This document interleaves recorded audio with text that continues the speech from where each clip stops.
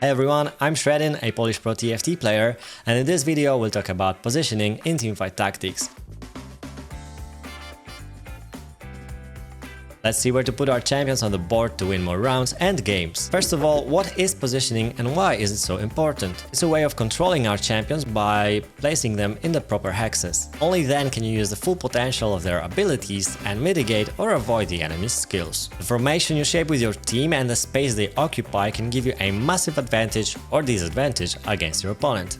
It's also one of the elements of the game where your mechanical skills can give you an edge over other players. A quick mouse swipe from left to right can surprise your opponent and potentially lead to winning rounds. Next time you see a streamer moving his units on the bench rapidly, just think of it as a warm-up routine. Let's talk basics. For those that are new to the game, make sure to put your tanks in the front so they soak enemy damage and buy time for your carries. Place your ranged carries in the backline right above the bench. Melee carries could be a bit trickier, but generally you want to put them at the side of the board in the second row right behind the tank. Make space for them to reach their target by putting the tank one hex away from the edge. Try placing a few tanks next to each other so your melee damage dealer can wrap around on the outside instead of going through the middle of the board. This might help you reach the backline and wreak havoc on enemy carries. If you're not sure which role each champion plays, just right-click the character and the interface with their description will pop on the right side of the screen. Units tagged as tanks will hold your front line. Fighters and reapers like to start right behind the tanks. Tag or magic, casters and carries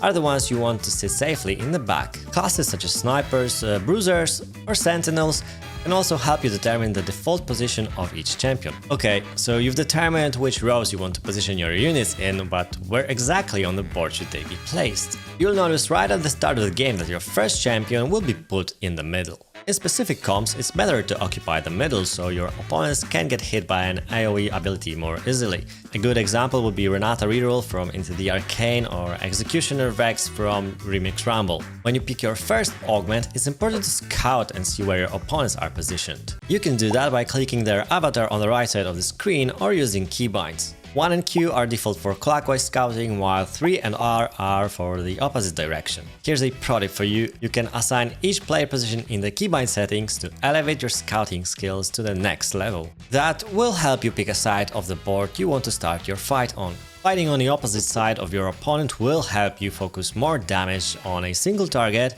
potentially eliminating enemies quicker one by one. Keep in mind your items and upgrades. If the enemy tank is 2-starred and holds items, it might be a better idea to switch sides. This concept will apply throughout the whole game, so keep extra attention in the early stages when there's less units on the board and it's much easier to figure out what's going on. Compositions also play a crucial part in picking a side. For example, if the enemy plays snipers and you play a melee-heavy comp like duelists or challengers, you might want to position on the same side of the board so you get hit by single target and potentially move quicker towards them. Also try avoiding the beefiest tank. As the game goes on and the boards get filled, it's generally better to spread your team around and avoid getting hit by AoE abilities or crowd control. Keep the most important units on the same side of the board while using others on the opposite side as bait. That's why scouting is so important if you want to get advantage while positioning. However, sometimes it's better to spend a few more moments on your own board and build a stronger team in the default position, so make sure you've got that covered first. In TFT we have many items that will influence our positioning. For example, Gargon Stoneplate is the one craftable item that can single-handedly lead to winning rounds, put on an upgraded tank. Put them alone in the middle to increase their resistances when targeted by multiple enemies. Some support items will also grant benefits to rows of champions or allies adjacent to the holder of the item. Although they give a nice stat buff for every affected ally, then it can also make you more predictable and more susceptible to AoE abilities. Randowind's Omen, for example, which gives you a nice defensive buff, makes you stuck in a circle. So use that to your advantage in the early game, but later on just think of it as a frontline upgrade. Locket of the Iron Solari is a great addition to your melee comps, or if you want to upgrade to frontline. Zeke's Herald and Chalice of Power are a great addition to your backline damage dealers, but keep in mind that holding them together in a row next to each other might give your opponent an advantage, so it might be better to just use it for the most important champions, not to overcrowd the space. Spectral Cutlass is a great tool to reach the other end of the board, creating threat on the enemy backline.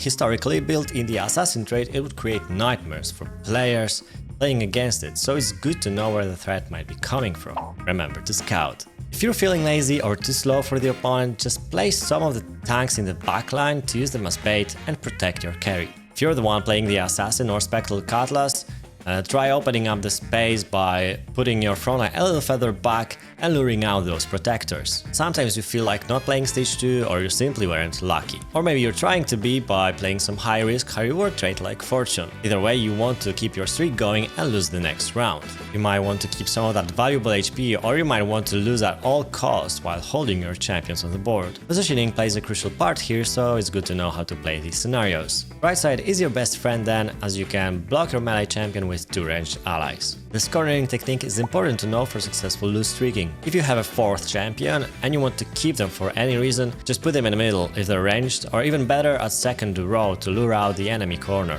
When you want to save HP, it's a good idea to stack all your units in a column. That way you increase your chances of hitting single target and potentially saving HP.